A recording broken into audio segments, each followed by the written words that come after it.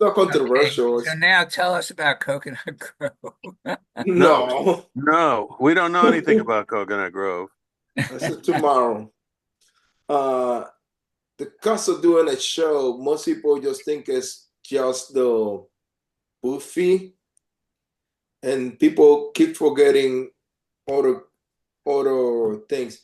Karen, you're the perfect person I wanted to talk to today. Oh, I'm in trouble. Right. No. uh, Was so Karen, did Karen judge any shows, any Florida shows? no, but I got a question for her later and after I finish this point. So doing a show, say that the booth fee costs $750. That's what all the artists think it is. But here's the thing: if you live 2 hours away from the show, most likely you cannot drive back home. So you have to add the hotel. Let's average the hotel to $200 a night. Say there's 2 days in the and 2 days show you in 3 nights at the hotel, so that put you in $600. That's 1350, right? Gas is going to be another 250 round trip if you get lucky. So what is that? 1600. And then if you're a smart person, you should pay yourself at least $250 for each day that you are at the show, plus traveling back. So that's another $1,000. So before you even do the show, you in $2,500 out. Artists Wow. don't pay themselves. We're the only ones that don't pay, that don't get money for our labor. I'm telling you, it's hilarious. Nobody thinks about that. Um, and you're leaving one thing out, but maybe the most important thing: the cost when you sell something of replacing your inventory. Yeah. And if That you if if you add that into it, and if people actually did it correctly, nobody would do shows because they go, I can't do that. So so basically what I said, like any show that I do right now, for every 2 days, my break even is 3,500. And that's being modest. It could be more, which is kind of crazy. well, it isn't always that way because if you're doing a few shows in a row, uh, the gas and expenses are less because you're already there. Yeah, but then the hotel fees goes up. Well, that's why people sleep in their vehicles. Well, but not everybody can do that. You have to be practical about it if you want to be what it, how it's supposed to be. Because if you start cutting corners, oh, I stand in the band to save money, that means that you're not making enough money to do the show. Yeah, well, people wouldn't be doing the shows. A lot of people wouldn't be able to do the shows if they didn't do that. Yeah, so I just saying that a show right now, really, if you start thinking about it, assuming that you pay yourself something for being the show, you're going to be in $3,000 in the hole before the show starts. That makes sense. And that's a good. The reason why I'm doing that in my head is because then now I can justify should I do that show again? Because if that show doesn't make that kind of money, can I afford to do that? Do I feel comfortable going to a show and knowing that I need to make that much money in one day because it's only a 2 day show? And that's a lot of thinking and processing. But Karen, here's the question for you. Oh, how you how you guys are doing to bring what kind of advertising is working for you guys? what kind of what? Protection? Advertising. Oh, that's probably one of our biggest expenditures for Art in the High Desert. That's what you're talking about, right? Yeah. Yeah, So and we do both print, what's it called, digital media, and anything that we think is going to work. We even had a billboard this year which was well placed, and that was very cool. um, yeah, we don't ignore the advertising. It's a big deal. Do you think that doesn't matter how big or small the show that needs to be done? Absolutely. And I think to reinforce that, we had some patrons who had attended the show before COVID. They didn't pay attention. They went back to the old location, which was just across the street, but still it was like, oh, they didn't pay attention to all this advertising, say that here we are at the Riverbend Park. So it takes time to convince the locals that, if they have habits of going one place, it takes a lot to get them to go someplace else. I have some experience with that. It takes 5 years when you move. Like if you have a retail business and you move, it takes 5 years to get people to realize it. And it's so weird because when we moved, we sent out postcards and did all kinds of things, and people still didn't know. And like years later, oh, I finally found you again. Duh. Did you read your mail? So it's kind of weird. And now there's emails, so you can inundate them with free email, and hopefully it doesn't go to junk. So one of the things that I I'm not did going to read this that. year, Oscar, was I went to Google Maps and I, asked where Art in the High Desert was, and it showed up in the Redmond location, which is what we did the year That's before. good. And I said, oh no, we Yeah. have to fix this. So I changed it and updated the address to Riverbend Park with the correct street address. And now there's like 2,000 views for that address. So, those little That's kind great. of details, those are important, because every single one of those artists coming from someplace else is going to say, where's Art in the High Desert? And I want them to take them to the right spot. Mm-hmm. How much free advertising do you do? Free advertising. Yeah, that's like having the morning show, have some artist come in and We did that too. We did that too. We've been also fortunate to have at least 3 of our board members living in the area.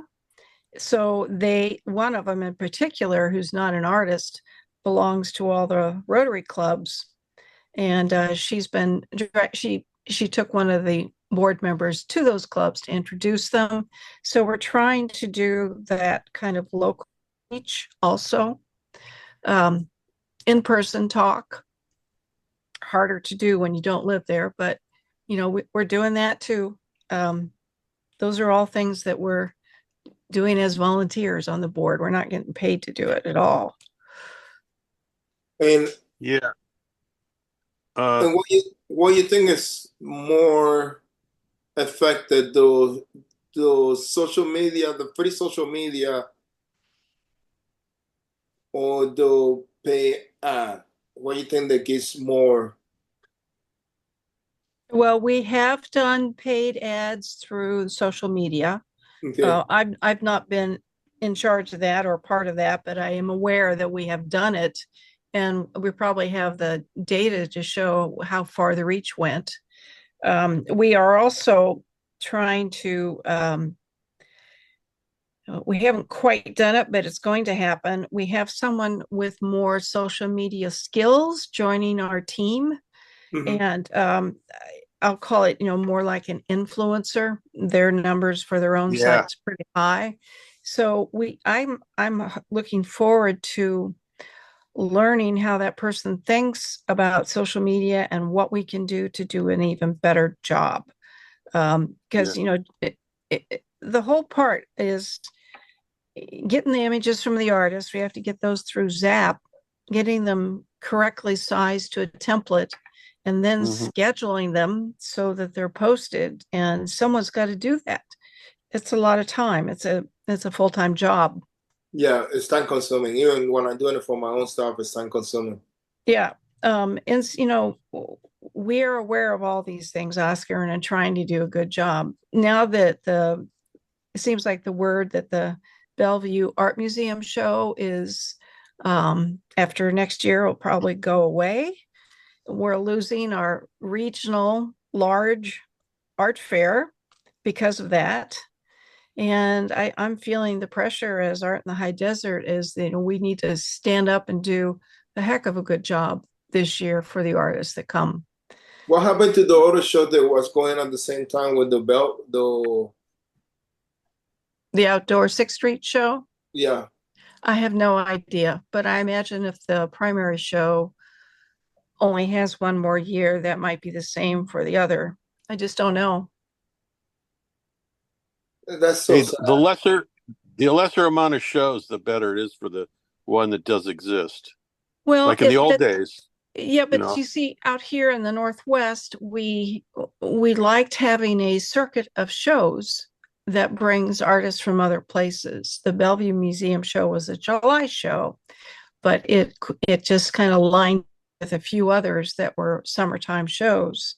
And, I frankly will miss it. I haven't done it for a few years, partly because of COVID. It's an expensive show to do. It's not the most ideal location, but it's Seattle, it's higher income bracket. So it seemed like the demographic should have supported it, but apparently it doesn't support the art museum either.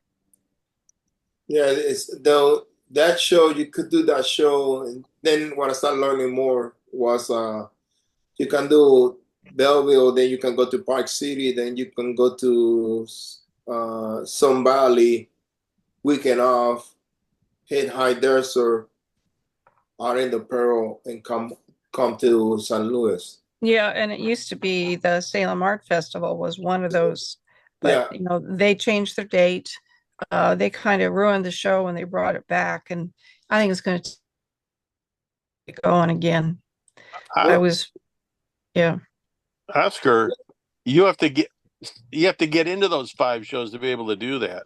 You can do if you can do 3 of those in a row, it's good enough because it's balances itself out. Yep. I do hear about artists who are coming from the Midwest to do the shows out here, and they get really excited about camping and canoeing in between. And I think they're younger than I am, and therefore those things are more exciting. Yeah, I'm going. That isn't me. I'd like you to move the show like 1,000 miles east, so that so that I'd want to do it. But that's the whole point, Karen. You get you go to Seattle, and then you go to the beach. Yeah, you want to see the world. Sure. Hey, I would rather sleep between shows. Yeah, exactly. I need to sleep between shows. Hey, St. James Court, the head of the St. James Committee, her name's Cindy, and she twisted arms and got people in the neighborhood to come to the show and buy, and it made a difference. It was great. She personally got people to come to the show, so that was kind of cool. That's rather important. It's what that kind of direct contact, creating that synergy of you're coming, aren't you? Yeah, that's important to do. And you're buying, right? Mm-hmm. Yeah. What did you buy this year, and who did you buy from? Yes, I think. Oh, I love hearing that. I'd like to figure out how to really do that. I think that's an art. It takes being socially connected. It's got to be somebody who lives in the area right there and knows a lot of people. Is very social. Mm-hmm. And it likes to open their home, and display the artwork too. Yeah, I think all those things are important. I don't have all the tools to make it happen, but I'm aware it's important to do. I just asked. I've gotten sales. Yeah, listen, I'll just say one more thing, then I'll shut up. Okay. I've gotten sales from people that went to the website and saw my work at the website, and it actually came and told me, we saw your work at the website. Do you have that piece? No, but I have this piece, and and they buy it. So the website posting, the images on the website's a good thing. Yeah, we're actually we're going to try and tackle updating our websites, have to make some of those things easier. But again, that's taking someone with expertise who knows how to do it. Yeah, we have a lot on our plate, but I am so excited about this beautiful location we have. It's just great. It's lovely. It's just like it's where we need to be, and that's great. And one more now, question, Karen. Mm-hmm. Do you think that the show has to be 100% responsible to bringing the crowds to the show, or actually, that's a it's a combination partnership. between the... It's a partnership, Oscar. Okay. If you want people to come, you've got to hold your end up too. And that's been never more clear to me as I've started this journey of working with the local artists in my Pacific City, Oregon coast area. There's something we call the Art on the Edge Open Studio Tour. Well, last year I rented my room and I paid for an ad in the newspaper, and I made 5 figures in sales. I did a Zoom thing, I did social media thing, and the other artists who were in the same building, assuming that the organization would do all the advertising, they did nothing. And they complained about their sales. It's just really obvious to me that if you want that sale, if you want sales, you got to make it happen. And you can't just let the show do it. You just don't know who you're reaching. Okay. I really think it's a partnership. Yes, we all work really hard to get to the show and be ready, but we also have a responsibility to promote our own businesses. So what about the person that never done the show before? How they advertise? What is the best way to advertise? I think we've probably covered this in other discussions, but I believe if there is a personal connection, some sort of, if they belong to any groups, they just need to share the word, find a way to share the word, and do their part. Okay. Yeah, and say they're going to be there. Yeah. Like on social media, posting, Right. "Oh, I'm going to be. This is my booth," Mm-hmm. Me and my buddy behind me here have this our prediction. I'm predicting that the annual bitching and moaning that the jury is all controlled by NAI and only their friends get in the best shows. I predict the fall version begins this weekend. Oh, well. Hey, I'm a member. Can I apply? That's such, it's so funny because it's such bullshit. I mean, I can't, Oh God. You know one thing that I'm really happy about, that the only Facebook groups that I am is the ones for Larry, my group, and the NIA. Everything else I cut off. Well, I did watch what was happening for the Kansas City Plaza show in court. I know you were there, and I was in Nevada, Missouri. I didn't even make the wait list, but I did kind of email them and say, hey, if you've got a cancellation, think of me. And then I was so glad that I didn't get called for 2 reasons. One, I was there to take care of my sister. But I was watching the weather and experiencing, the thunderstorms in Nevada, Missouri, hearing the artist talk about the heat during setup. And I said, okay, I've just done 4.5 art fairs in a row. I don't need that stress too. It's okay. Not really. Yeah. Friday was hot. It rained off and on. We didn't have any, Saturday night it rained really hard. But a lot of artists were shut down by then. And I was talking to, I would have been shut down and out of there before the rain got there. but a new artist came in and had a bunch of questions. And, you know, basically by the time I got everything shut down in my booth, the heavy rain had stopped. Mm-hmm. I mean, I'd had anything outside already down. Mm-hmm. But Well, I just knew that just for me personally, it would have been a little too much stress after yeah, the road trip that I already experienced. And with the clothing in the water, it's just like, oh God, it's a whole lot of work here to keep things dry. yeah. Yeah.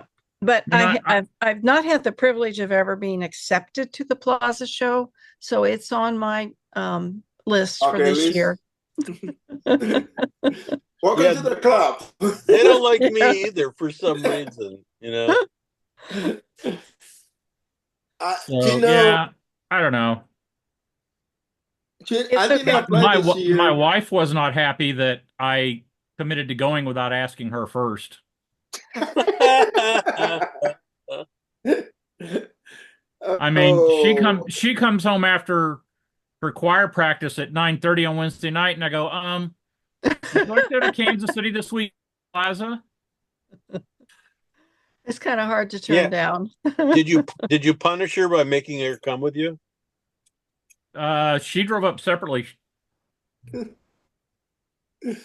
Well, so she could. I was standing there and experiencing this heavy thunderstorm, downpour, lightning, thunder. It's just like I haven't seen a thunderstorm in the Midwest for a few years, but there I was in Nevada, Missouri, and I was actually grateful I did not have a tent up at all. Yeah, Yeah, it's fun when there's hail also. Hmm. it's not that bad, you know. I do want to kind of talk about one of my art fair experiences this year. I returned to a 2 day show at the end of my season because before COVID, I had won an award. And my deal is that if I've been given an award, I come back the following year. That happened. And so it's been a few years. Um, and I just wanted to show up and do the right thing, which is be there. That's how you kind of contribute to help building a good show. And I was really surprised this year at the judges that came around. There were two, and they spent a little time in each booth as they tried to do. But the awards that they gave just totally surprised me. And I knew that I was had outgrown the show.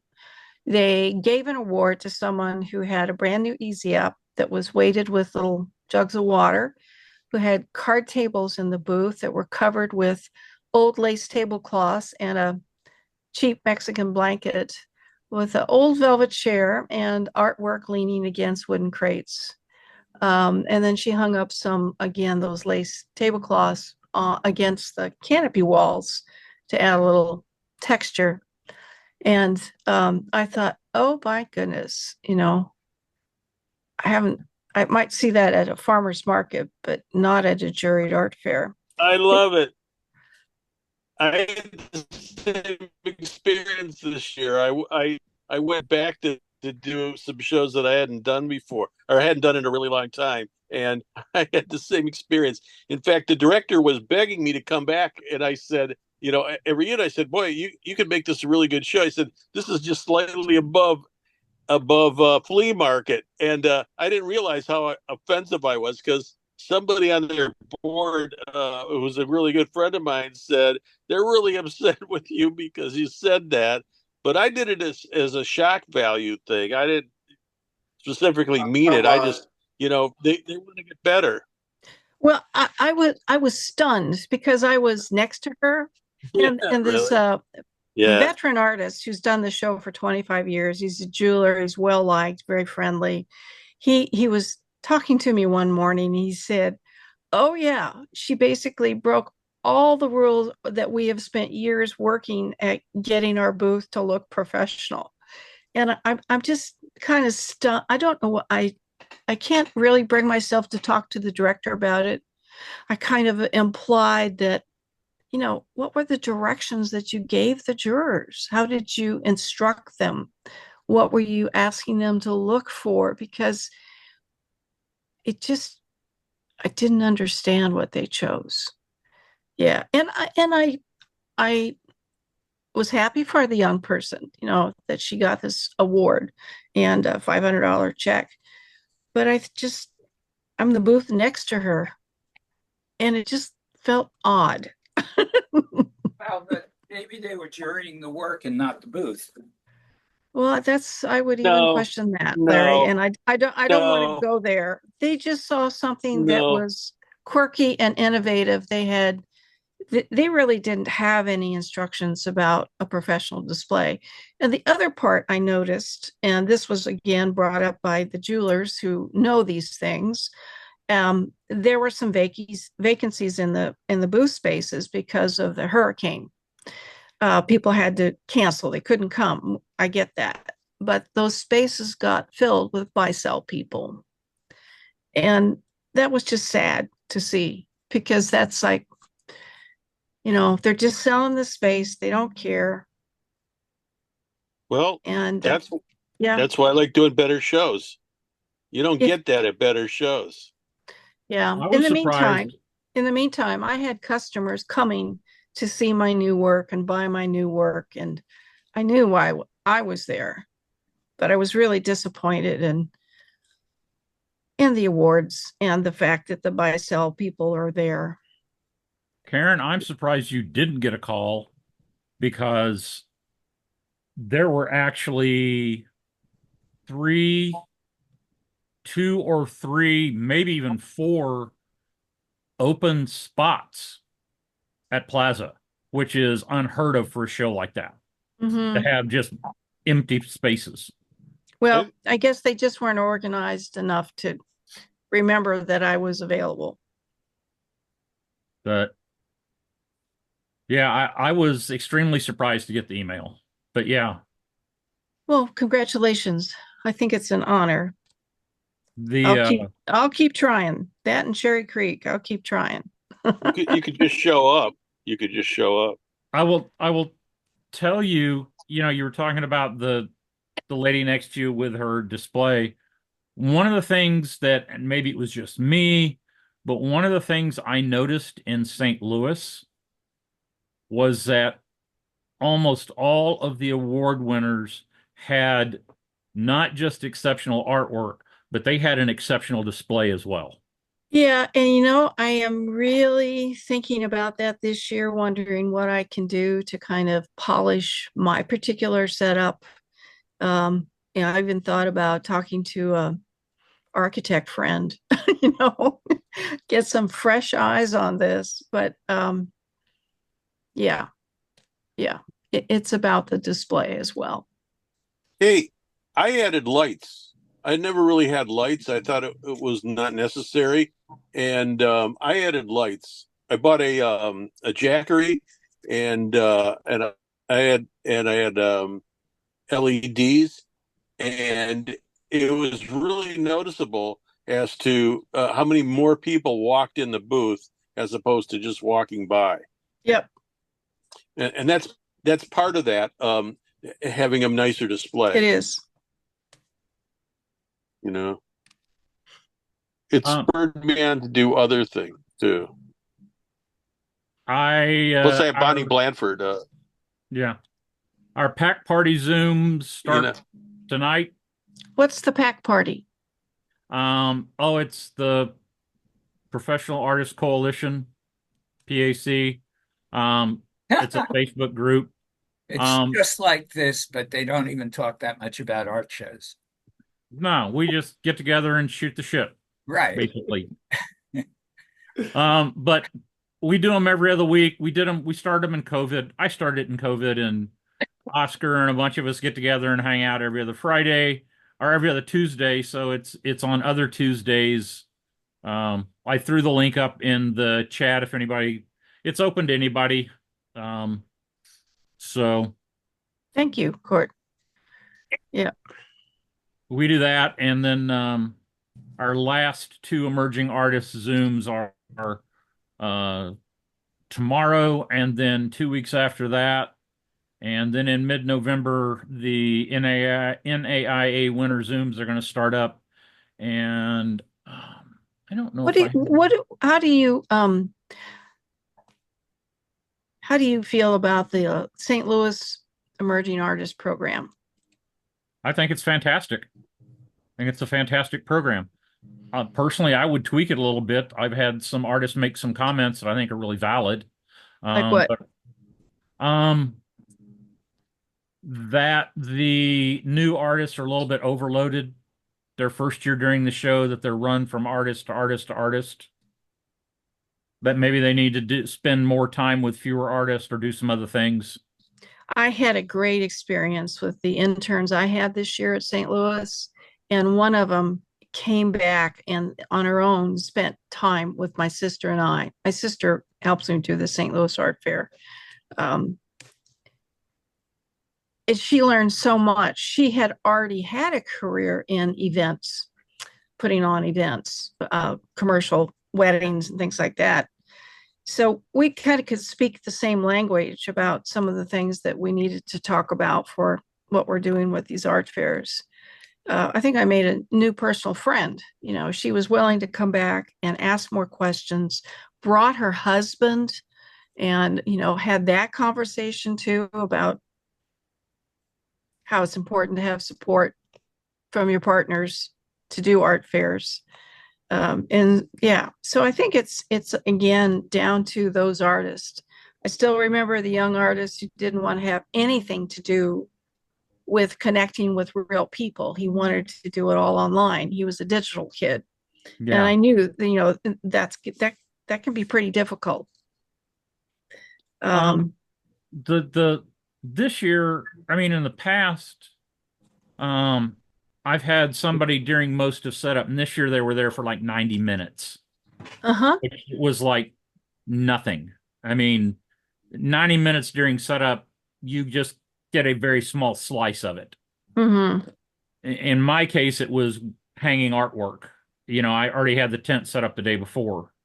But I don't think with just 90 minutes, they get the full picture of, you know, what it's like to get in there and unload and get the tent up and do all that in a very short period of time. Well, I think they got a very accurate picture in my booth when they came to help with the setup. It was hot. I was tired. Yeah. I had a helper that hadn't shown up who was supposed to help me do this. I was overheated. Therefore, I started to make mistakes about how the booth was supposed to go together. Not the basic part, but the special parts that I do for it. I couldn't figure out which pole was supposed to go where. And I should have taken, and I, you know, said, you know, this is a moment when I'm struggling because I'm overheated and I'm tired and I have the pressure from other people around me. What are we supposed to do next? And I had to figure it out. I had to step back. So I think they got a pretty accurate picture. It's not always easy. Yeah. I think, you know, Coconut Grove, the night before is there's a panel discussion, and then you get somebody all day the next day if you want, you know, one of the emerging artists, and so that they can help with setup to selling, you know, or observe selling and all that. So the two programs are almost identical because Cindy Larrick did both of them. Yeah. Okay.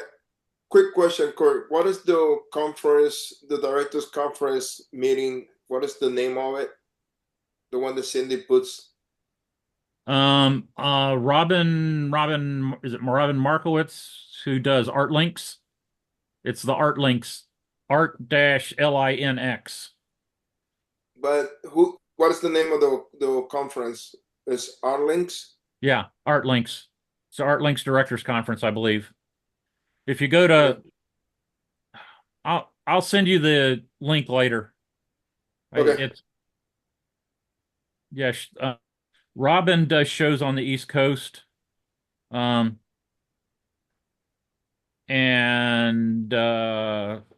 that's Robin, the one that puts the Rose Gardens shows? I think so. Really? That's her? Yeah. Which shows did you say, Oscar? Really? I didn't know that. You mean Rose Squared? Yeah. Yeah. What's Robin's last name? Markowitz. Yeah, it's the same lady. Oh wow. Yeah, she runs Art Links and does a monthly email and does a directors conference. So if any of you know any directors, I'll get the information before next week. But if any of you know of any directors, big shows, little shows, it's a really great conference for directors. Yeah, I can turn a couple people onto that. That would be very grateful. Where is it going to be? It will be in Chattanooga, in conjunction with Four Bridges, which is like mid-April. It's the weekend before Easter, the weekend where everybody's deciding to have their art shows on the same weekend. It's the same weekend as Fort Worth and Dogwood. Dogwood, Woodlands, Lubbock. Yeah. And the only show that was smart enough to move it a week ahead was La Fiesta. So anyway, that's where it will be. I think it's around $700 to attend. I think. I don't know what the current price is. It was that last year. But Robin does everything well done, good speakers. Last year they had it was in Oklahoma City. So one of the people from Oklahoma City came and talked about the fact that all of the food containers in Oklahoma City have to be recyclable. That is non-negotiable. If you want to be a food vendor, you have to have and they have very strict standards for what kind of recyclable containers. And then the person that's in charge of their food came in and talked about how they selected their food vendors, and there was an attorney talking about copyright and all sorts of stuff. So yeah, it was very interesting.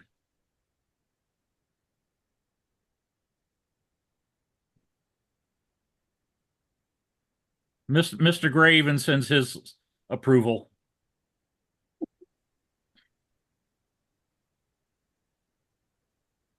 Anybody wants a white cat? Any takers? Sorry, Oscar. He's Hey. really cute. He is. I can attest for that. He's really cute. I was trying to keep him away from. Oh, here comes Dahlia. No, she's not coming. Well, do you think you'd get along with Gray, Oscar? Maybe.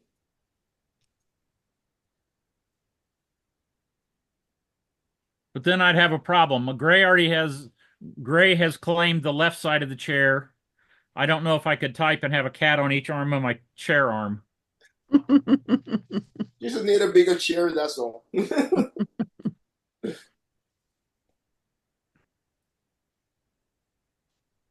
Oh. Trying to let's see if I can. Hey, Oscar, Yeah. because I know this is going to gross you out. I found the instructions and I deboned my chicken thighs. Oh God.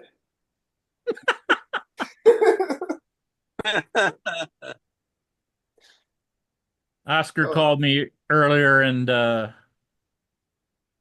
okay, so the NAIA Winter Zooms are going to start November 19th. And the tentative topics are we're going to bring back Ask a Director.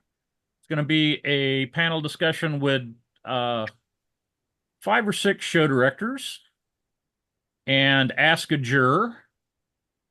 Same thing, panel discussion with 5 or 6 people that are jurors some artists, some non-artists. We're going to do one with the NAIA board. If I can get into Will and Douglas's schedule, I'm going to invite them one night.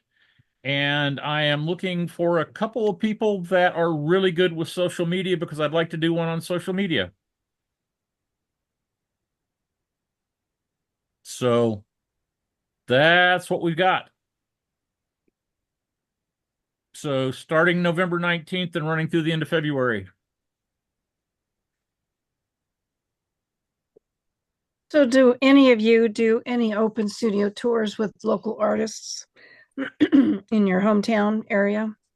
We have one coming up next weekend, actually. Yeah, 25th and 6th. Okay. And do you invite them into your home? This year I'm not going to have it directly at my studio because I've had it at my studio. My gallery and my studio are at our home, separate building, but at our home. And the location for the majority of the artists are closer to downtown. I'm in Greensboro, North Carolina, and I'm on like the northwest side, so it's not very convenient. I don't get very many people coming out here. But this is the first year we've had the guy who's running it has done a kick-ass, excuse my language, job.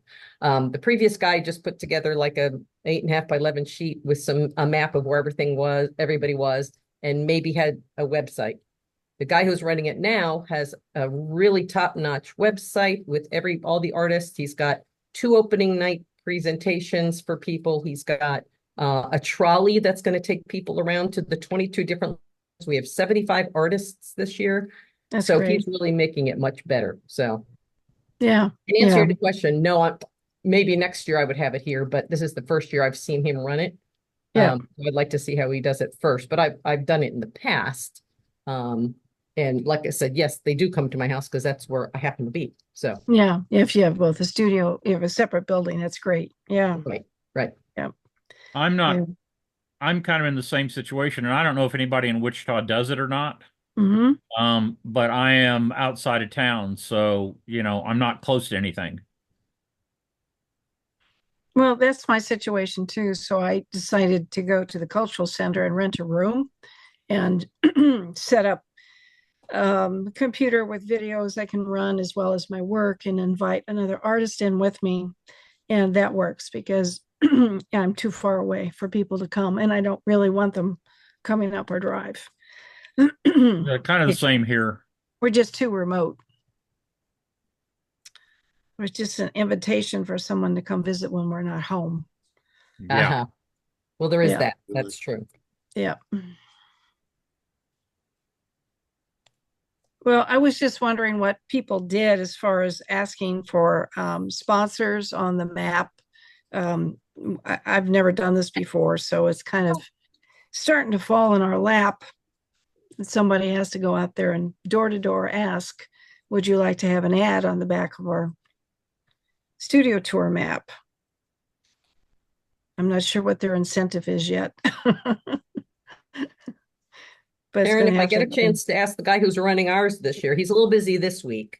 Okay. Getting everything ready, but well, maybe you could send me a link to the website. Let me take a look at it. That'd be great. Link you from here. I'll just tell you what it is. Let me get a pencil. Sure. I'll write it down. I'm not sure how to link from Zoom.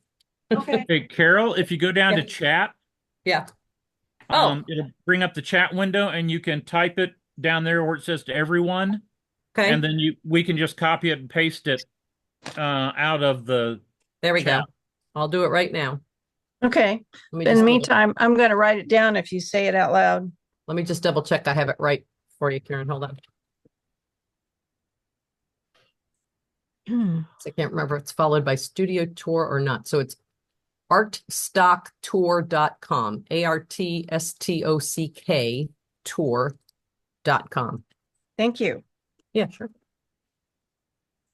And I'm spelling it wrong in chat. That's not good. It's always good to look at other examples. Right. And like I said, once we get through this, I can always ask Terry if he'd be open to having a chat, that would be helpful. Can't guarantee it, but it doesn't hurt to ask, because the answer is always no if you don't. Is he an artist as well? Mm-mm. Okay, he's not. No, and I don't know what his background is, but man, is he organized, let me tell you. Well, we used to have a gallery director manage all of this for the Open Studio Tour, but she is so overwhelmed. She's asking the artists to come together and pitch in and do it. Not only was she a director for 2 galleries, but she's teaching art in the schools. So it's like she didn't have real time to do this. Sure. But they are going to let us operate under their umbrella. So we have some advantages with that. Well, I put it in the chat for you, so you have it there. Thank you very much. You're welcome.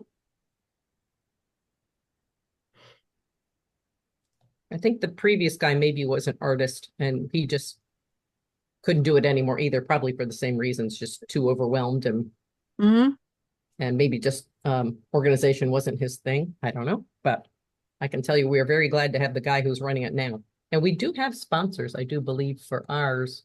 I don't know if they're on our site or not, but I know all of our funding has already been covered. We each pay $75 as artists, but the sponsorships pay for everything else, the trolley and all that kind of stuff. So I know that's major. Yeah. So that's great. It's probably good for business that brings people downtown. Let's hope so, because I know the gallery I'm going to be in this year is brand new in Greensboro. He had a gallery for 20 or 30 years in Lahaina, and he left Maui 3 days before the fire. He saved all the artwork, obviously, for the 24 people that he represents. If he hadn't timed that, they would have lost everything like everyone else. But since he has been here, he said he's disappointed that all he's getting in during the week are college students and homeless people. Because he said, if they want to come see me, they make it a point. It's like a destination, but there aren't people just downtown on lunch, after on their business lunch, stopping in to see, or just driving downtown to shop. So right. Probably going to end up moving, but we hope we get people downtown at least that weekend to help build him up, along with our, getting our name out there too. That's a good reminder about how the studio tour is a partnership with other local businesses. Yep. I got to just remember that. Yeah, we didn't do that before, so I'm glad we're doing that this year, because I think there's 7 galleries that are hosting us, or 8.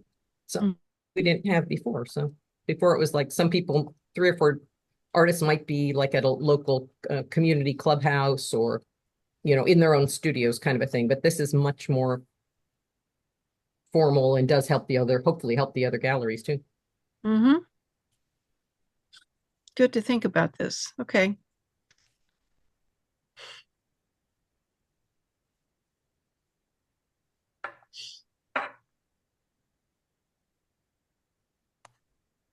It's all this takes time away from my work in the studio.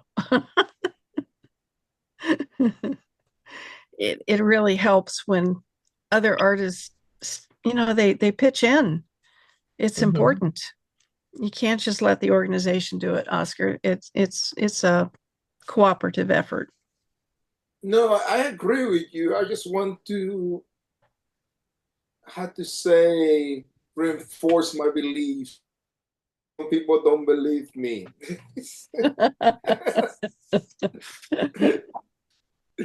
That's all.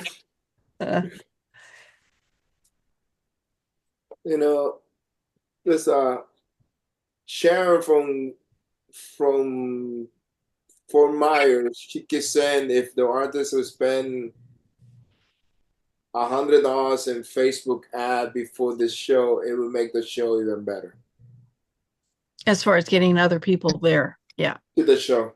And well, I thought Art in the High Desert did a very credible job of promotion on Instagram and social media. And it just takes someone who's organized and committed to getting those posts out. It's a And lot. you know, the other thing that I noticed, me personally, that I need to work more in this is like I need to get more people into my business page from Facebook, because the people that are friending me on Facebook mostly are other artists. Mm-hmm. So it really doesn't help me. Yeah, I've noticed that my Facebook page for my business Yeah. has just totally changed. There's all these weird ads on it now. I don't know why. And I keep trying to delete them or hide them, but I don't feel very good about my Facebook page as opposed to my personal page. Well, the other thing that, I think I know I've tried to do this last year is, and I may have done it a little too much and not posted enough of my own work, but is I really try, if I know an artist and I see that they're posting that they're at a show or going to a show, You share it. I share it. You should, Mhm. yeah. Not I that big a noticed that. deal. I appreciate that you do that, Court. I think it's great. Yeah. But Well, I if we haven't. had more artists doing that, then we start Help each multiplying other. things. Mm-hmm. Mm-hmm. I had another interesting experience yesterday. So I've been getting all these spam phone calls about my Google profile listing. And Please tell me about that. and I lost an hour of my life yesterday because I was genuinely concerned with what they were saying. They said that Google would suspend my website if I didn't correct the entries that had flaws or inconsistency in my Google profile. I'd gotten the same thing. Okay, so here it is. So I have a Wix web page, and they have a whole checklist I've worked through, 96% of it to be SEO compliant, to be Google compliant with all sorts of stuff on that list. And I'm thinking, why the hell? And then I realized, okay, the Google profile is like having a second web page. I have to go back and look at my Google profile and, is it showing what it's supposed to show? And okay, so we got rid of the landline. And yes, I needed to change the phone number. I can do that. I did that. I do not list my personal residence. It's an area, it's not a specific storefront. It's a private residence. So I don't have it on Google Maps. But this guy talked to me an hour and said he was partnered with Google, Google verified or something, showed me the website, shared a screen showing me all the things that he thought were wrong, which meant that I was not consistent with Yelp reviews and 30 other websites that people use for browsing. And I listened and I listened and I listened until he said, you need to sign up. It will cost you either $500 to have somebody manage all of this for you on an annual basis, or $299 to have them do it for 30 to 90 days. At that point, I said, you know what? I ended the conversation and said, thank you for your time. Goodbye. And then he called back and he was angry. Of course. That's when you keep a whistle next to the phone. I have his name, his phone number, the website that, he's called Consumer Buzz, and that's CONSUMRBUZZ. It does say that they're Google verified or Google partner. And so I called Wix and I explained to them what had happened. Now, Wix are the people that host my website. They were very responsive. And the first thing she said is, you have nothing to worry about. People are trying to sell you a service that you don't need. Yeah. She did actually establish and check to make sure that my website was Google verified. That was a whole nother issue with the website. You had to I had to re-verify the website. And I don't know how to do code. So I had to have a little hand holding to make sure, please tell me that it's properly verified. It was. These people are trying to sell us a service that we don't need. They're all like that. And it's all Google's just a data miner. I ignore everything from Google. And Google is a service that is free. So that was the other thing. So anyway, I lost an hour, and I got a few thinking about what could go wrong. But Well, they lost an hour too. I know they did. That's why he was mad. He's in Florida. I mean, I have all the information. He didn't really hide anything. He did he shared his page with me, and that I'm thinking, oh boy, did I just compromise my computer? I hope not, but I don't think that happened at all. But I just want you to know that that was my morning yesterday, where I genuinely thought there was something amiss. Yes, I did make a few changes, but not to any extent that I needed an outside service to do it. You know that I get those calls at least 2-3 times a day. I just delete them. I had been as well, and had successfully blown them off, except for this one. But the first clue is you talk to one operator and then they hand you off to the salesperson. And it's just like, okay, I knew right away that this was not genuine, but for some reason, I wasn't positive that I hadn't made an error somewhere. So I never answer the phone. Well, that's I don't know you. the number. Yeah, but I get minimal of these things. Just what I want all day long is these people trying to sell, and that's all they're doing is they're trying to sell you something. Yep. It has nothing else to do with anything. No. The question is, am I gonna make more sales because I have this? The answer is no. Well, actually, absolutely not. If they're talking about Google suspending my site, that's why I listened. It's not going to happen. Well, I didn't know that until now. So that's what I did. So we're good. That's like the credit card company saying, or whoever saying they're going to send the police to your house if you don't pay us this money, whatever. It wasn't quite that upfront, but close to it. Yes. I had something similar with I'm pretty sure it was Facebook. Facebook is doing that also. Yeah. With your page. I really wondered for a little while if that was legit. Yeah. Or not. And I'm like, I don't know. And I mentioned it to my daughter and she said, no, don't. Skip it. Throw it away. Don't even think about it. Of course not. Yeah. Listen, I have a friend in security business and he reads me the Riot Act. Even if you answer them, now they know you exist and you could get passed on to other people. Yep. Yeah, I think that's what's happening. Yeah. Yeah, they sent me a text to confirm the phone call appointment. And I thought, wow, that you never made? Well, yeah, whatever. It's just like, we're going to call you Monday at 11 o'clock. Be there, there's a problem. If they came to your door, they could get arrested. But online, it's a free thing. They can do whatever they want and nobody does anything. There's no laws against this stuff where there should be. Well, he was from Philadelphia. He got his two uncles to move down to Florida. I know a little bit about him, if any of it's true, but I guess I was just old enough to be considered naive. And that was my hour.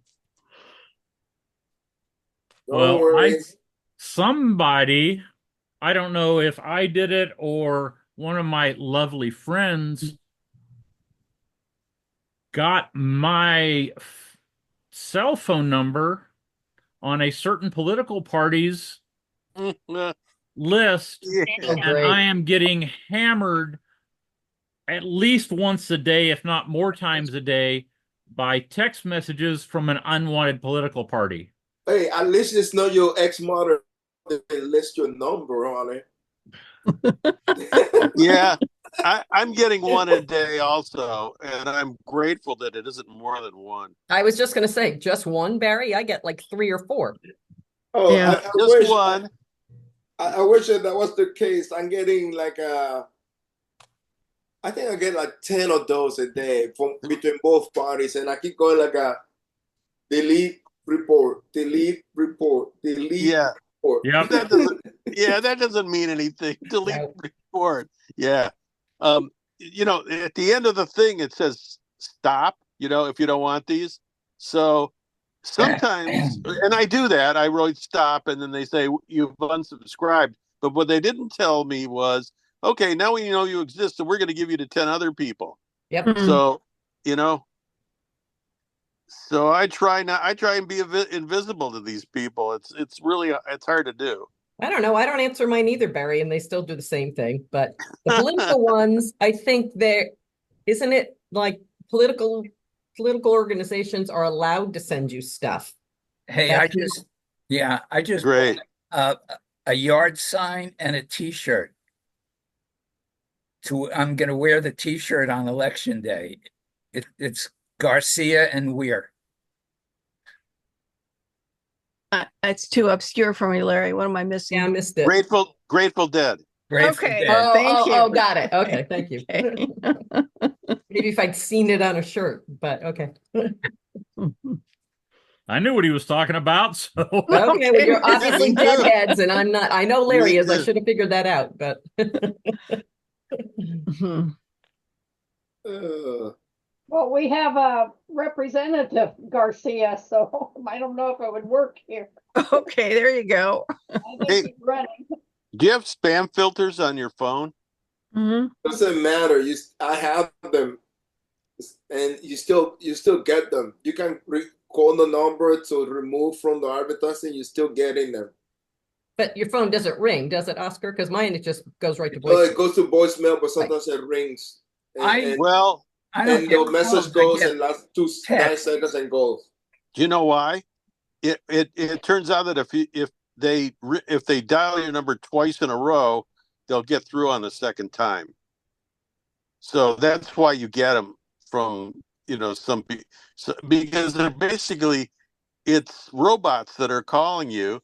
Somebody might be on the other end, but really there's a list and they just go down the list with robots. Yeah, And Bill, I don't want it from either party. it's I don't Bill want to, you know, Clinton. I know who I'm voting for. You know, I don't, you know, it's over. Leave me alone, you know? That's right. They should be going after the independents.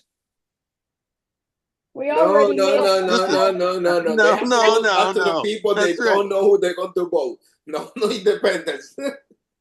I mean, I'm unaffiliated. in the United so- States, are there really people that don't know who they're going to vote for? Yeah, I mean, really? No, I Are don't there know. what, 3 or 4? Yeah. No, you know what they're saying? It's not that they don't know who they're going to vote for. They don't have enough reason to go out and vote because they don't think that they're going to make any difference and if they vote or they don't vote. Well, that's not true. Well, you and I know that, but they don't. Apparently, those morons don't. Yeah. And then they complain about, you know, well, did you vote? No. Well, it's your fault, you know? Right. Get out, you know? And there is one party that benefits from fewer people voting. And that's why they're passing laws to make it harder to vote. Yeah. Yeah, we just noticed that on our ballot this year. It's something about, you know, must be a nationalized citizen or something, but it's so vague that it sounds like somewhere down the road they could make a change to like you have to be a college graduate and a male over 35 or, you know, whatever. Because the text is really vague, so kind of strange. Well, you know what the thing to do is the month before, which is now, Barry. you go to the wherever you have to go and find out whether you're actually registered, that there's going to be a problem or no problem, because the problem is when you go there thinking that you're registered and you have a car, like in Michigan, I have a voter card, you know, so I would show that if there's a problem. But you know, the worst thing is to go there and they say, well, I'm sorry, you're not eligible to vote. Wait a minute, I'm a U.S. citizen. I voted for the last 10 elections. Too bad, you know. So you have to do that. Unfortunately, you have to do that in advance, especially in those certain states that restrict voting. Well, what they have to you do can check really online. is make You can check online. Yeah. Or on your cell phone. Well, Yeah, Is whatever. that- Yeah, you don't have to go anywhere. yeah, I know. But you have to. But make sure. People should make sure. the thing is like the best thing to do, quite honestly, use the boat early. Yeah. Because Yeah. if you and no way don't honestly they should make the action day a holiday. If they want everybody to vote, Yes. they will Yes. make that A day paid holiday. and nobody's going to work that day, and everybody goes and vote. Now, I don't know if they changed the law or not. I haven't tried to do it recently, but in Kansas, it was illegal to sell alcohol while the polls were open. Yeah. You could not go into a restaurant and buy it. You could not go in and buy a drink with dinner until after 7 o'clock on voting day, on election day, because it was illegal in Kansas. Thank you, Kansas. Yeah. We have mail-in ballots here in Oregon. And it's Yeah. great. We do too in Michigan. Although I have to get it when I get back home. I'll have 2 weeks. My slogan is vote early, vote often. You cannot vote often. You only It's a vote joke. once a year. It's a joke. It's a joke, Oscar. The Kansas Secretary of State and our two U.S. senators, one of our two U.S. senators, all came down on the post office for not getting the mail delivered in time because they're concerned about mail-in ballots. Because in the primary, there were like 1,000 Kansans who didn't get their ballot counted because it was mailed in time, but it didn't get to the election office in time. Oh God, yeah. Convenient. Wow. Convenient. Having mailed out 2 checks from Louisville, Kentucky a week ago Monday, and those checks did not get to where they were supposed to get to. It's amazing. I mean, it shows how inept the system is. We have a drop off. You fill it out and you can take it over. And for me, it's 2 blocks away. Yeah, we have a drop box. We do yeah. that. Yeah. I just had a package shipped from, I got it today. It was shipped on the 7th from Pennsylvania. It tracked the normal route from the East Coast to my area, leaves wherever, shows up in St. Louis, then Kansas City, and then in Wichita, Kansas. 6.5 hours after it was scanned into Wichita, Kansas, it gets scanned into Mobile, Alabama, 900 miles away. Yeah. I've had a similar problem. It's in Illinois, and then the next time I see it, it's in Florida. How does that happen? Yeah. I'll tell you exactly how it happens. When it leaves whatever hub that it goes to on the sending end, it goes into some kind of container, whether it's a mail bag, whether it's a shipping container, some kind or semi truck, whatever. It goes in, and until it comes out at somewhere way on down the road, the package doesn't get scanned. The container gets scanned. Right. Great. Yeah, I mailed something from Oregon to New York and it came back. And it's like, why? So I had to, post it again. No. They send it back to the other address. It's like, Isn't the a little reason bizarre.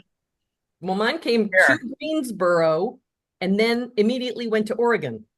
Okay. I mean, it was 3 miles away from my house. Yes. Yeah, Is this- just like Court was is saying, that's is what they this told me. USPS? They told me Yeah. they threw it in a wrong containers, and oh well. Yeah. Here's my Oh, there you go, Garcia Weir. Is that USPS? No, but yes. No, I think mine Post- was Oh, maybe it was. I don't remember if it was UPS or USPS. Nice shirt, Larry. It will be. Oh, it's not yet. Oh, I see. It's a flag. It's the same. It's the same thing as the shirt. Okay. Well, the guy that got hired, that Trump put in there, the first thing he did was he got rid of all the high-tech sorting machines in all the post Right. offices. Six, So, six of them he got rid of at major hubs all over the how country. many? 6. Yeah, and And we they have a dismantled them and threw the parts away so they couldn't be fixed. Yeah.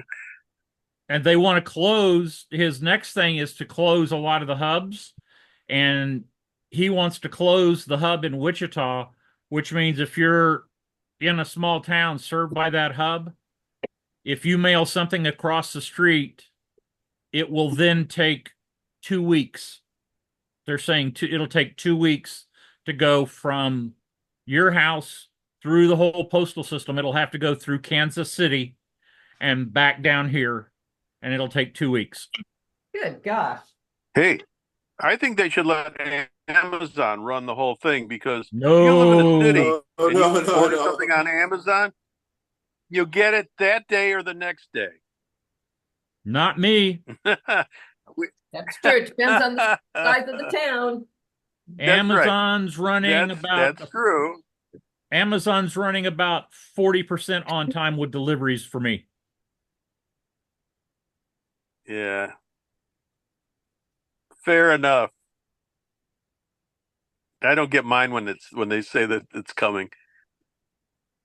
Yeah, Hey, I just ordered something, and they sent it in 3 shipments. One got here on time, one got here a day late, the other one didn't even get here. It got canceled and sent back. Yeah, I love it when they say, when you get the you're doing the tracking and they say, we tried to deliver it. You weren't there. I was there all day. What are you talking about? You know. I gotta go. I've got to go fix dinner so I can eat early and so I can be ready for the other Tuesday Zoom this evening. Yeah. Oh, We'll see All everybody right. later. Bye. All right, good. see you all. Bye. Bye. yeah. Good See ya. chat. Bye. See y'all. Bye. Bye. We out of here. Bye. Bye. Okay.